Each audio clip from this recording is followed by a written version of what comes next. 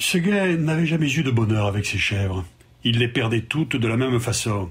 Un beau matin, elles cassaient leurs cordes, s'en allaient dans la montagne, et là-haut, le loup les mangeait.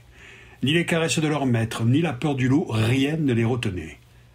C'étaient, paraît-il, des chèvres indépendantes, voulant à tout prix le grand air et la liberté.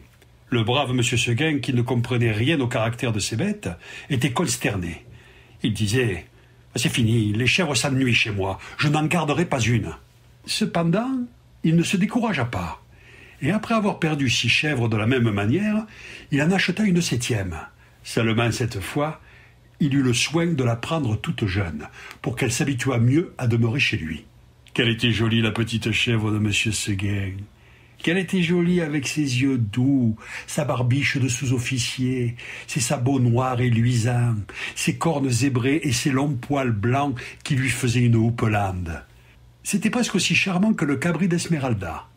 Et puis docile, caressante, se laissant traire sans bouger, sans mettre son pied dans l'écuelle. Un amour de petite chèvre.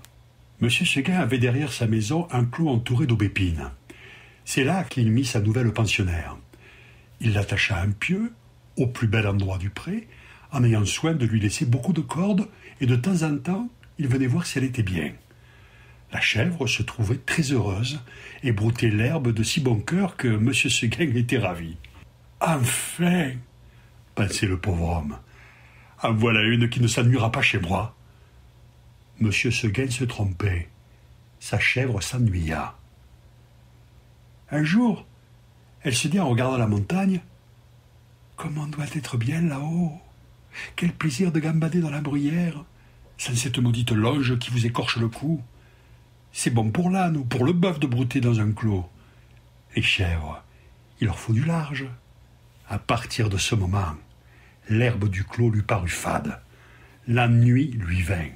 Elle maigrit, son lait se fit rare. C'était pitié de l'avoir tiré tous les jours sur sa loge, la tête tournée du côté de la montagne, la narine ouverte en faisant tristement. M. Seguin s'apercevait bien que sa chèvre avait quelque chose, mais il ne savait pas ce que c'était. Un matin, comme il achevait de la traire, la chèvre se retourna et lui dit dans son patois « Écoutez, M. Seguin, je me languis chez vous. Laissez-moi aller dans la montagne. »« Ah, mon Dieu, elle aussi !» cria M. Seguin stupéfait, et du coup il laissa tomber son écuelle, puis s'asseyant dans l'herbe à côté de sa chèvre. « Comment, Blanquette, tu veux me quitter ?» Et Blanquette répondit « Oui, M. Seguin. Est-ce que l'herbe te manque ici ?»« Oh, non, M. Seguin. Ah, tu es peut-être attaché trop court. Veux-tu que j'allonge la corde ?»« Ce n'est pas la peine, M. Seguin. »« Alors, qu'est-ce qu'il te faut? Qu'est-ce que tu veux ?»« Je veux aller dans la montagne, M. Seguin. »« Mais malheureuse, tu ne sais pas qu'il y a le loup dans la montagne? Que feras-tu quand il viendra ?»« Je lui donnerai des coups de corne, M. Seguin. »« Ah, le loup se moque bien de tes cornes. Il m'a mangé des biques autrement encornées que toi. Tu sais bien, la pauvre vieille Renaude qui était ici l'an dernier, une maîtresse chèvre forte et méchante comme un bouc. Elle s'est battue avec le loup toute la nuit. Puis le matin, le loup l'a mangée. » « Pécaille, pauvre Renaude, ça ne fait rien, M. Seguin. Laissez-moi aller dans la montagne. »« Bonté divine !» dit M. Seguin. « Mais qu'est-ce qu'on leur fait donc à mes chèvres? Encore une que le loup va me manger. »« Eh bien non, je te sauverai malgré toi, coquine.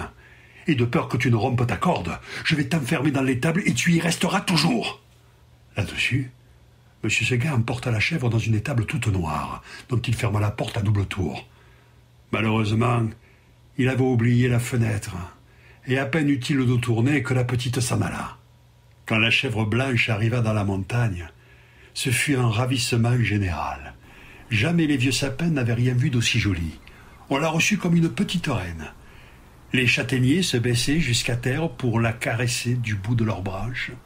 Les genêts d'or s'ouvraient sur son passage et sentaient bon tant qu'ils pouvaient. Toute la montagne lui fit fête. La chèvre blanche, à moitié saoule, se vautrait là-dedans, les jambes en l'air, et roulait le long des talus, pêle-mêle, avec les feuilles tombées et les châtaignes. Puis, tout à coup, elle se redressait d'un bond sur ses pattes. Hop, la voilà partie, la tête en avant, à travers les maquis et les buissières, tantôt sur un pic, tantôt au fond d'un ravin, là-haut, en bas, partout. On aurait dit qu'il y avait 10 chèvres de M. Seguin dans la montagne. C'est qu'elle n'avait peur de rien, la Blanquette. Elle franchissait d'un saut de grands torrents qui l'éclaboussaient au passage de poussière humide et d'écume. Alors, toute ruisselante, elle allait s'étendre sur quelques roches plates et se faisait sécher par le soleil. Une fois, s'avançant au bord d'un plateau, une fleur de cytisodant, elle aperçut en bas, tout en bas dans la plaine, la maison de M. Seguin, avec le clos derrière. Cela la fit rire aux larmes. « Que c'est petit !» dit-elle. « Comment ai-je pu tenir là-dedans ?» Pauvrette, de se voir si haut perché, elle se croyait au moins aussi grande que le monde. En somme, ce fut une bonne journée pour la chèvre de M. Seguin. Vers le milieu du jour, en courant de droite et de gauche, elle tomba dans une troupe de chamois en train de croquer une lambrusque à belles dents. Notre petite coureuse, en robe blanche, fit sensation. On lui donna la meilleure place à la lambrusque, et tous ces messieurs furent très galants. Il paraît même qu'un jeune chamois à pelage noir eut la bonne fortune de plaire à Blanquette. Les deux amoureux s'égarèrent parmi le bois 1 heure ou 2.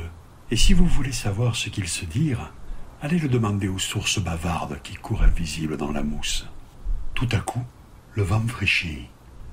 La montagne devint violette. C'était le soir. « Déjà ?» dit la petite chèvre, et elle s'arrêta fort étonnée. En bas, les champs étaient noyés de brume. Le clos de M. Seguin disparaissait dans le brouillard, et de la maisonnette, on ne voyait plus que le toit avec un peu de fumée. Elle écouta les clochettes d'un troupeau qu'on ramenait et se sentit l'âme toute triste. Un gerfaut qui rentrait la frôla de ses ailes en passant. Elle tressaillit. Puis ce fut un hurlement dans la montagne. Elle pensa au loup. De tout le jour, la folle n'y avait pas pensé. Au même moment, une trompe sonna bien loin dans la vallée. C'était ce bon M. Seguin qui tentait un dernier effort. Faisait le loup. « Reviens ! Reviens !» criait la trompe. Blanquette eut envie de revenir, mais en se rappelant le pieu, la corde, la haie du clos, elle pensa que maintenant, elle ne pouvait plus se faire à cette vie et qu'il valait mieux rester. La trompe ne sonnait plus.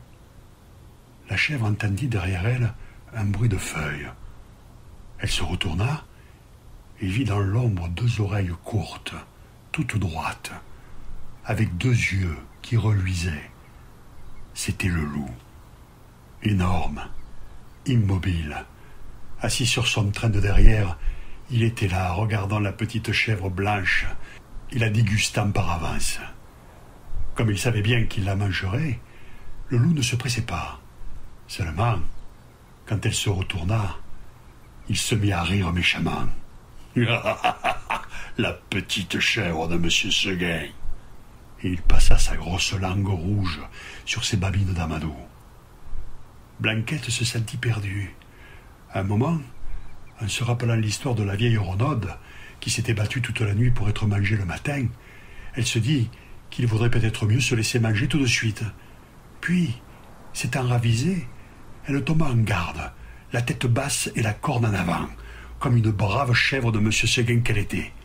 Non pas qu'elle eût l'espoir de tuer le loup, les chèvres ne tuent pas le loup, mais seulement pour voir si elle pourrait tenir aussi longtemps que la Renaude.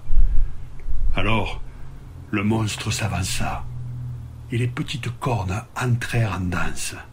Ah, la brave chevrette! Comme elle y allait de bon cœur, plus de 10 fois, elle força le loup de reculer pour reprendre haleine. Pendant ces trêves d'1 minute, la gourmande cueillit en hâte encore un brin de sa chère herbe. Puis elle retournait au combat, la bouche pleine. Cela dura toute la nuit.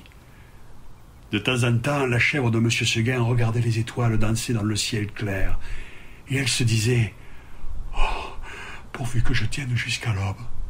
L'une après l'autre, les étoiles s'éteignirent. Blanquette redoubla de coups de corne. Le loup, de coups de dents. Une lueur pâle parut dans l'horizon. Le chant d'un coq en ouin monta d'une métairie. Enfin, dit la pauvre bête, qui n'attendait plus que le jour pour mourir. Et elle s'allongea par terre dans sa belle fourrure blanche, toute tachée de sang. Alors le loup se jeta sur la petite chèvre et la mangea.